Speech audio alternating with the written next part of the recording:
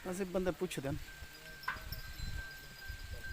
ये एक नंबर मुंदरे माशाल्लाह असल ते नकल की पहचान करें। ये है एक नंबर असल एक नंबर मुंदरा। तोहफे तोते फेज में इसको बोलते हैं, तोता छोटे से बंजने।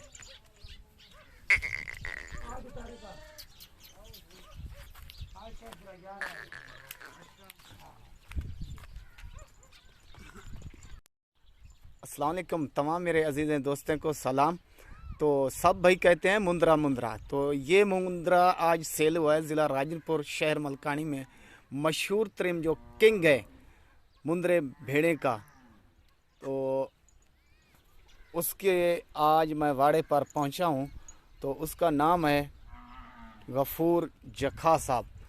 तो उनका बेटा मौजूद है, तो उनसे मालूमात करते हैं ये बच्चा कितनी दिन का है और कितने का सेल हुआ है। चौके डीना सही डाह डीना ये 10 दिन का बच्चा है। ये सेल हुआ है, कितने का सेल कितना सही? 80,000। ये देखें मेरे प्यारे भाई, 80,000 रुपये का सेल हुआ है।